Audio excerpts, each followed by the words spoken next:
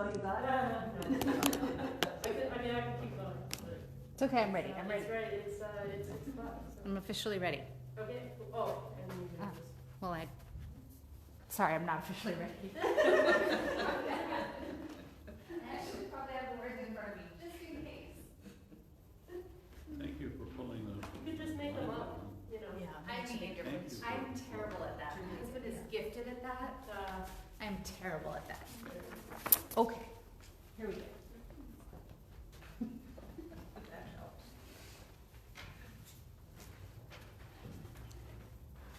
Okay, so welcome for our last Lenten evening service this year. That's, you give them mixed feelings. Change of season. Yep. Anyway, happy to share with you all and enjoy the Holden Evening Prayer, which Connie will lead us in tonight, with Laura on the piano. Yay. Hopefully you can hear me. Yeah. Okay. Yeah. I can't hear you. It's on. Is it going? Is it working? Yes, it is working. Okay.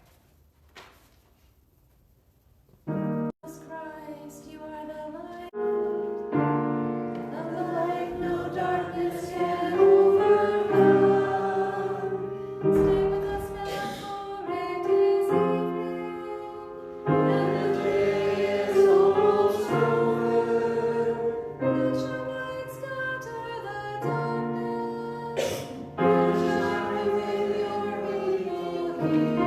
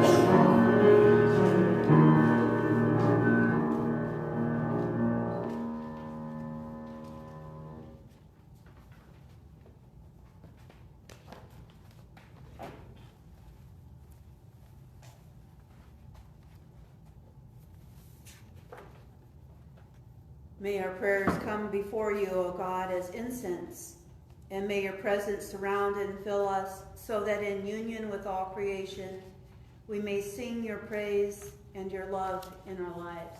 Amen. So we continue on with readings from an altar in the world. And this week is on the practice of pronouncing blessings or benediction. And Barbara writes, as someone who has been paid to pronounce blessings at weddings and funerals, at baptisms and house blessings, at soup kitchens and fox hunts, as well as lots and lots of weekly worship services, I think it is a big mistake to perpetuate the illusion that only certain people can bless things. Not everyone is vulnerable to this illusion, I know. Plenty of people say grace over meals in their own homes, asking God to bless the food they are about to receive from the divine bounty. A number more bless their children at bedtime, asking God to bring those children safely through the night. Where I live, you can sneeze in line at the post office and receive half a dozen blessings from people you do not even know. Yet there remain a great many people who excuse themselves when asked to pronounce a formal blessing. They are not qualified, they say. They are not good with words. They would rather jump off a high diving board than try to say something holy in front of a bunch of other people. My guess is that even if you ask them to bless something in private, thereby separating the fear of public speaking from the fear of pronouncing a blessing, they would still demur. If you are one of those people, then only you know why. All I can tell you is how much the world needs you to reconsider. The practice itself will teach you what you need to know. Start throwing blessings around and chances are you will start noticing all kinds of things you never noticed before. Did you ever notice the black and white striped stockings on the stick legs of that blessed mosquito before? No. Did you ever notice the tiny purple flowers on that blessed moss? One liability of pronouncing blessings out of doors is that it gets hard to walk on things. Once you become aware of the life in them, the kinship can really slow you down. The same is true of other people. The next time you are at the airport, try blessing the people sitting at the departure gate with you. Every one of them is dealing with something significant. See that mother trying to contain her explosive 2-year-old? See that pock-faced boy with the huge belly?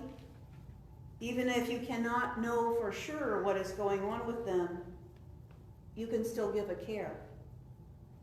They are on their way somewhere, the same way you are.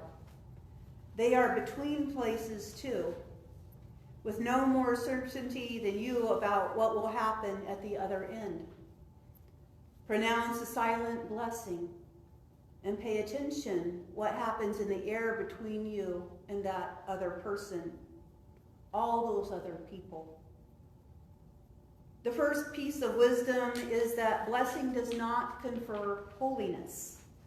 The holiness is already there, embedded in the very givenness of a thing. The mosquito does not need your help to make it holy.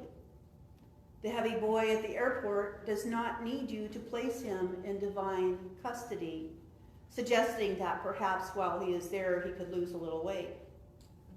Because God made these beings, they share in God's own holiness, whether or not they meet your minimum requirements for a blessing. Practice blessing something simply because it exists alongside of you and find out what your mind does with that exercise. The only logic is that all life comes from God. And for that reason alone, we may call it blessed, leaving the rest to God. The second piece of wisdom about pronouncing blessings, directly related to the first, is that the practice requires you to ease up on holding the line between what is bad for you and what is good. Once you get into the blessing business, you give up thinking you are smart enough always to tell the difference between the two. You surrender the fruit of the tree of the knowledge of good and evil, see the book of Genesis. You say a blessing when you break a bone, the same as you do when you win the lottery.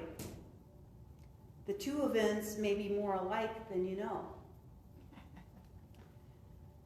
To learn to look with compassion on everything that is, to see past the terrifying demons outside the bawling hearts within, to make the first move toward the other, however many times it takes to get close, to open your arms to what is instead of waiting until it is what it should be, to surrender the justice of your own cause for mercy, to surrender the priority of your own safety for love.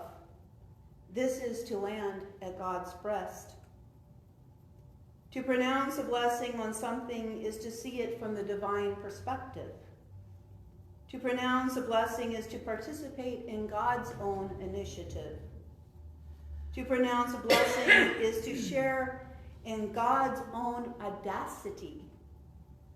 This may be why blessing prayers make some people uncomfortable. All I am saying is that anyone can do this. Anyone can ask and anyone can bless, whether anyone has authorized you to do it or not. All I am saying is that the world needs you to do this, because there is a real shortage of people willing to kneel wherever they are and recognize the holiness holding its sometimes bony, often tender, always life-giving hand above their heads. That we are able to bless one another at all is evidence that we have been blessed, whether we can remember it or not. That we are willing to bless one another is a miracle enough to stagger the stars.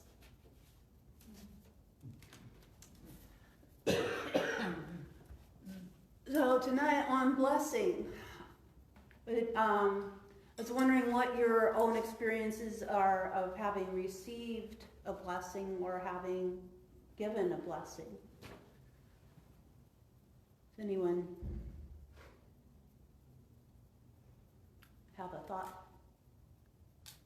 I was on a plane to see my son, and a gentleman sat down beside me, and it was very quiet. You know, he didn't speak, he didn't smile. You know, he was probably from a foreign country, but anyway, he sneezed, and I said, "Bless you."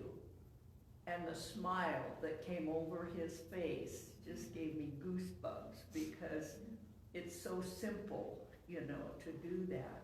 But that was all that was spoken on the whole trip, but just his smile was really lifting to me, God's work.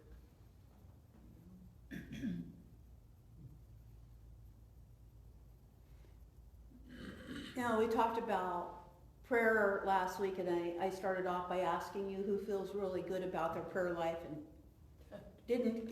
No. No, none of us. We could all do better. Along the same lines, who feels comfortable giving a blessing? The preachers, of course. You've had technical training. Yes. Yeah, and again, did you feel comfortable when you started off? Well, probably not, but in time, it just became very natural. Mm-hmm. And I had a favorite blessing that I used at the end of many of my services that we sang. As you go on your way, may Christ go with you. May he go before you to show you the way. may he go behind you to encourage you, beside you to befriend you, above you to watch over, and within you to give you peace. Mm-hmm. And that's to music. Do you know that, Laura? As you go on your way, may Christ go with We you. used to sing that when I was a kid in Right. church all the time, yeah. And so, no, that was one of my favorite blessings at the end of a worship service. Did you sing it as a congregation? A lot of times, yep. We sang it to each other. Is that something you'd like to bring back for Easter? Sure. That would be nice. Yeah, we know that one. Okay, so let's just change the benediction for Easter. To as you go. Yeah, for the Easter season. Obviously, I don't think of things as one day. Another clergy attitude. I remember there was a group of us, and it was probably 25 years ago, and we went to Alaska, and she sang that blessing to all of us before we left on our journey. Mhm. And it was really special. I mean, I really liked it. You're protected. Yeah. Ah, okay. You're reminded of the protection. Mhm. Yeah, it's easy to lose sight of that. I In think a similar way, we would do that at Holden, sending people out after they were done with their time on staff or whatever. There's a prayer that is said for people who are leaving. So, Mm-hmm. yeah, same kind of thing.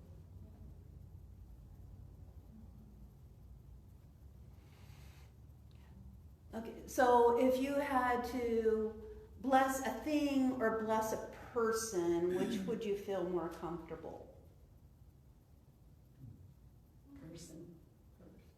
Blessing a person? It was Barbara in her notes. She's an Episcopal priest, and I kind of laughed when I read the paragraph about we bless everything. We bless the altar cloths. And I remember laughing because I remember when we traveled to Israel and the stuff that we managed to accumulate along the way, especially stoles and things that would be in chalices and patens. That towards the end we gathered all that stuff together, and we were led by a bishop, and he had a blessing for all this stuff that we accumulated. And I remember him say the blessing is in the using, and so it's just kind of like, I've got stoles in my closet no bishop ever blessed. But we bless the quilts, we bless the food. yeah. And you bless us on our special days. Yeah. That's right. Those are special. Yeah. I'm like looking for parents. So that's a blessing. So what do you think of blessing? I think you have to mean it when you say it, number one. And a lot of times when people say bless you when you sneeze, they think that's just what you're supposed to say. So I think it's a good thing. I don't know if it started. I read somewhere, you shouldn't believe everything that you read on the internet, obviously, but I read somewhere that bless you started during the plague, because if somebody sneezed, it was like, oh my gosh, do you have the plague? And so it was like, bless you, as in I hope that, because back then if you got sick, they thought that you didn't pray enough or whatever. So, bless you as in, I hope that you don't have the plague, and I hope that, God keeps you from having the plague or whatever, so. when I was learning Spanish, when I was attempting to learn Spanish the first time many years ago, when somebody sneezed and you said bless you, in Spanish it has 3 different blessings. So if you sneeze 3 times, you get 3 things. So salud, dinero, and amor. So salud, I think, is health or luck. Okay. Being well, yeah, right? Sorry, it's health. And then dinero is money, Yep. and amor is love. So And you do health, money, and love. love. Keep sneezing because Start back at the beginning. I don't you know. guys don't have to say bless you every time. Well, I worked in an office once, and there was one woman who had allergies, and she sneezed in a series of 3s. And we all waited till the 3rd sneeze. And then everybody would say, bless That's you. what they do. Mom does that too. Ron does it in 3s, and so I wait. Because, he goes, give me another minute. Yeah, always in 3s, so it's really, I think it's kind of weird. It happens. And I just wait till he's done. weird then? Dwight? Yeah, so you're supposed to learn something every day. Yeah. So I'm learning a little bit more about blessing. I Mm-hmm. mean, Joanne and I were sitting there today watching the sunshine, and boy, this is a blessed day. Mm-hmm. And then she said, yeah, we have 3 great grandkids. See, I remember when we just had 3 kids, and then it multiplied, and we're such a blessing. And so we thought, yeah, that's good. And when you sneeze, I always heard that your heart stops for just a second when you sneeze. So when you bless them, your heart did restart. So I always, whenever someone sneezes or I sneeze, oh, my heart, stop for, okay, that little second, let me get rid of it. So, but I've learned that, blessing is something that, you don't have to go to theological seminary. You know how much money I paid to go to that theological cemetery? That's really good. That is a good medicine. Okay, that's really that word. It felt like it. Yeah, no, I've learned something. Yep, good. Yeah, well, and the thing is, Martin Luther was kind of, he wasn't necessarily always consistent, okay? In the 66 books he wrote, he did contradict himself numerous times. But on one hand, he believed very strongly in the priesthood of all believers. And on the other hand, I think if a lay person had got up to preside over communion, he probably would have freaked. You're laughing? You would agree? Okay. Yeah, just as an aside, he was when he was kidnapped to save him from the folks that wanted to kill him and taken it. Was it Wartburg? Yeah. Where the castle was. Anyway, so where he did a lot of the translating of the Bible into German, but he heard, because he believed. Okay, this is in the trivia. Okay, this is your trivia for the day. He believed that the Catholic Church at that time would only give the laity the wafer, never the wine. And that was a tradition right up until Vatican II. But he believed in communion in 2 kinds, which is that everybody everybody received the wine and the bread. But when he was in Wartburg, back at his hometown, the congregation, somebody started giving communion in 2 kinds, and he freaked out and came charging back because he said they're not ready for that change yet. So it's like, okay. So, and I don't know what that has to do with blessing. I know that sometimes, like, I feel blessed when I see someone that's very down and out. Mm-hmm. Like a homeless person or someone missing a foot or a leg, and then you think about your life and you think, I'm blessed. And I don't know why it takes that for me to feel that way, but it doesn't come to my mind, the front of my mind, until I witness something that some other person is suffering to make me feel like I was blessed. Right. Well, it's kind of like like Barbara was talking about the bands on the leg of the mosquitoes. I would really have a hard time blessing a mosquito. Yeah. But she was talking about, she says, to practice blessing, Start with something simple. Start with a stick and be present to the stick and recognize where it came from. And and so I left out that part. But it's just, it's kind of what brings to mind how blessed we are and how often we forget it. And again, I've heard numerous places that a lot of times the homeless on the street, what is a real blessing to them is to be addressed as another human. To have somebody look them in the face and recognize their humanity. And yet, we're so afraid we're going to be asked for money, we don't want to look. But, the guy panhandling, it's okay to leave your window up and wave at him and smile.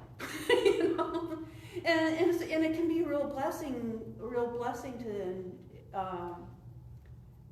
it's something simple. I know that's not much, but. I know one time with the homeless bags, and I'm not really good at giving them out right now, to be honest with you. I mean, like, when I see someone, I don't have them. And when I have them, I don't see them. But it was many years ago when I was working in Parkland, and I knew where this guy was always hanging out. And I was heading to the bank, so I had one of those homeless bags. And so I pulled up to him, he had a grocery cart. It was kind of a vacant, parking lot. And I got right next to him and I unrolled my window. And I said I had something from my church, some toiletries and a message in there and different things for you. And he's like, oh, God bless you. And he said, will you pray for me? And with me. And I said, yes. And I sat there in the car and he wanted to be prayed and he felt blessed receiving that bag. And he blessed me for it. And I will never forget him. That was the best experience I had on those bags. Have the rest of you experienced encountering somebody that thinks that you're doing something that blesses them and find out that they blessed you? Oh, yes. Yeah, it's one of those. Dwight, I know that you've got kids and grandkids and that putting them to bed at night. Do you remember praying a blessing over them or just prayers? We say prayers, and we usually had the grandkids when their parents were gallivanting down to Texas for a wedding.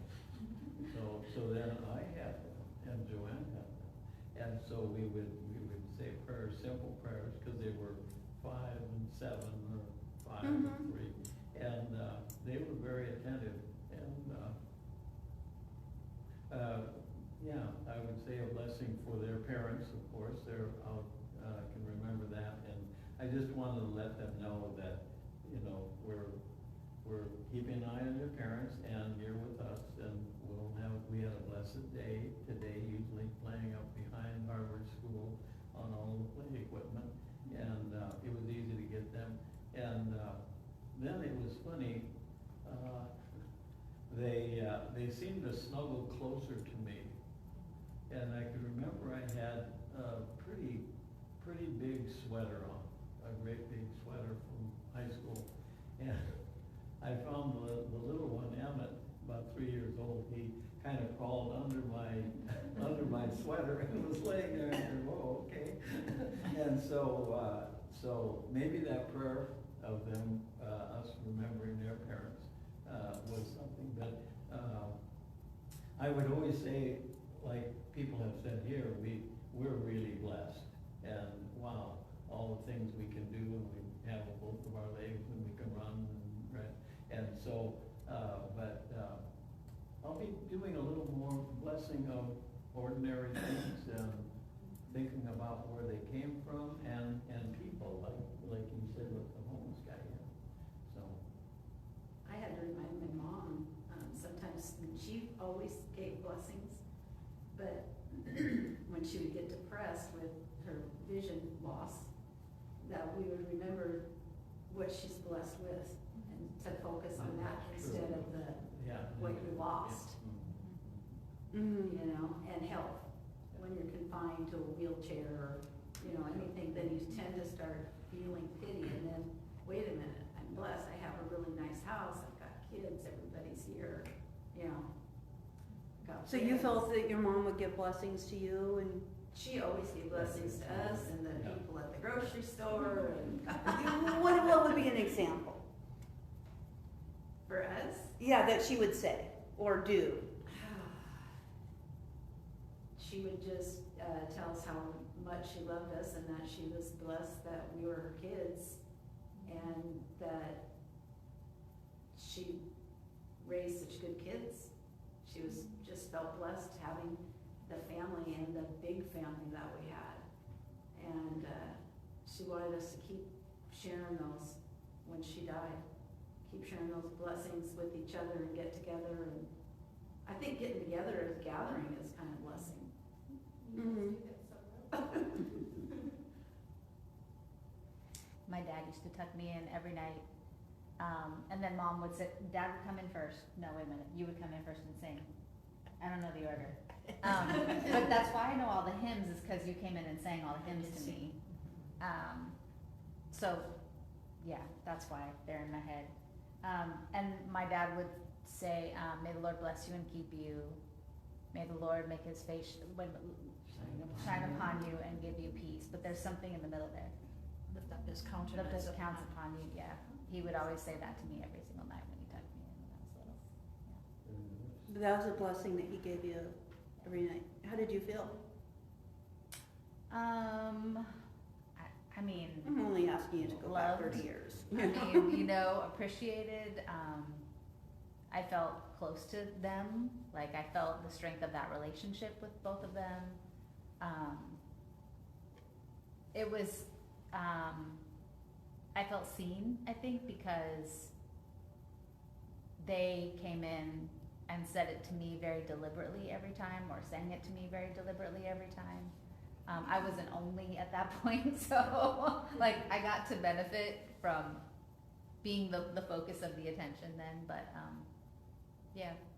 I think it also, I think it's probably a pretty significant piece of the foundation of my faith as I grew up too, because of the comfort of that experience. Yeah. Yeah. And the consistency of it, right? Molly, what did you feel in Guatemala? Like, they definitely shared blessings with us. Remember, you were a kid. And right now he's very on the spot. What? And right now he's very on the spot. I know, I'm putting it on the spot, man, he knows. He was 18, he turned 18 there. No, they know how to share blessings. Mm. And they share it, I think without words. With us, I felt they were very, yeah, they're a good people. I know one of our professors was Latina and at Seattle U, and talking about a blessing that she would give, and it was on the heart and the hands and the feet, and it's just kind of like a blessing on the whole body, and I wish I had that, but then it's also a matter of incorporating it in the practice. And I think when somebody's dying, I think those sometimes have been, for me, the most profound blessings, when I commend somebody into God's care and then bless them. Mm-hmm. And I find that it's recognizing that God's already there. I guess that's kind of one thing that I think that Barbara's trying to get at is God's already there. You're not changing that reality. You're recognizing it and lifting it up so it can touch somebody else. Okay, I will be a little daring before we finish up. I brought chrism oil. And rather than me bless everybody, I figured you can bless each other. Now here's, if you don't want to participate in either way, I'd say let's just mark the cross in something simple like, you are the blessed child of God, or what's something else, something like that, or God bless you.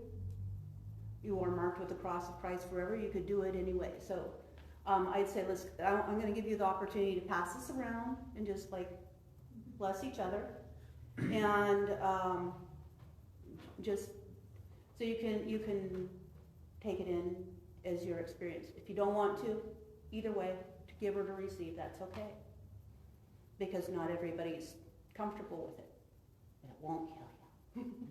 I'll start. How about I start with you? And you do it. Or God bless you and keep you now and always.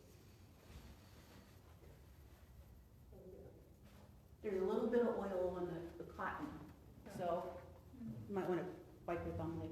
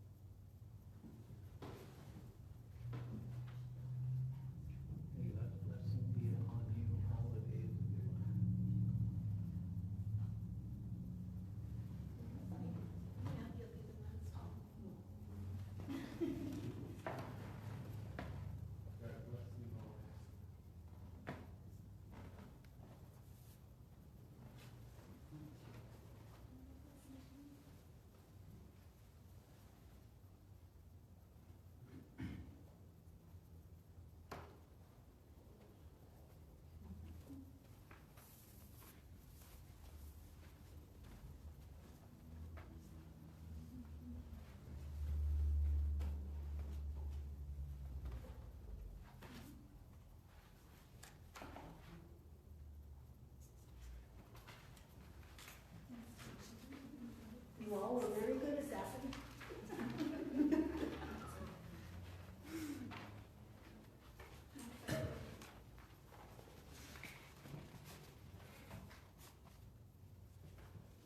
The light shines in the darkness, And the darkness has not overcome it.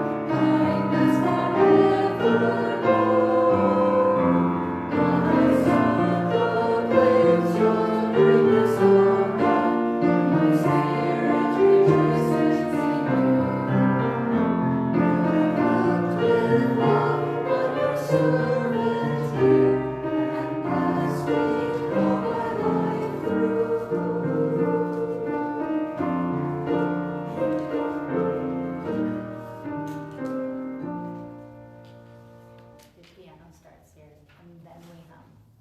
So.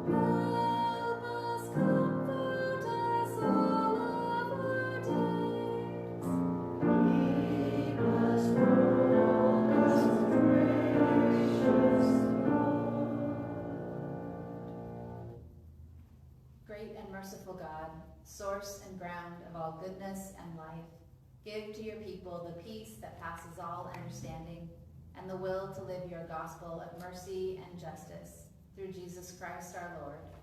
Amen. God, remember us in your love and teach us to pray.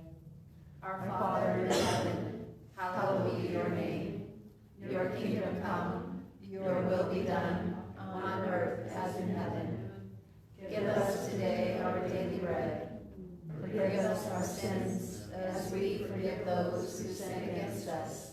Save us from the time of trial and deliver us from evil. For the kingdom, the power, and the glory are yours, now and forever. Amen. Join me. Let us bless our God. Praise and thanks to you.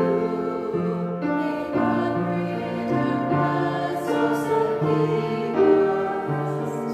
May Christ be ever life for us.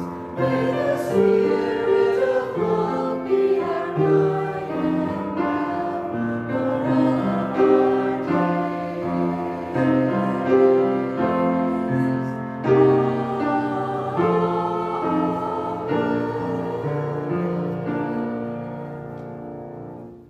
Go in peace. Thanks be to God. Mark and I talked about an Easter breakfast, Thanks for singing like with last me. year, and I made the sign sheet. The same one from last year, Okay. so we can put it out on Sunday. Yeah, so people can kind of think about it. Strawberries, fruits, noodles, donuts, You want to make casserole, pancakes. Probably. Sort of I could probably maybe do that. some meat. I can always do meat, I did that last year. So I thought I'd put it out next weekend, This weekend, yeah. or yeah, this Sunday. Yeah. It'll get put out. So we'll just have we're gonna have sign up Light for it. we'll have a light breakfast for, you know, more of a breakfast. A breakfast. Easter breakfast instead of just after worship, like we did last year. After, not before. Oh, cool. So, anyway, I'll put that, we'll give it to Margaret, she'll probably put it out on Sunday. And I saw the Holden online auction starts like It in. started, did it already start? I don't know. Well, there's little tags back on the back thingy. Wanna If bid you- on something cool,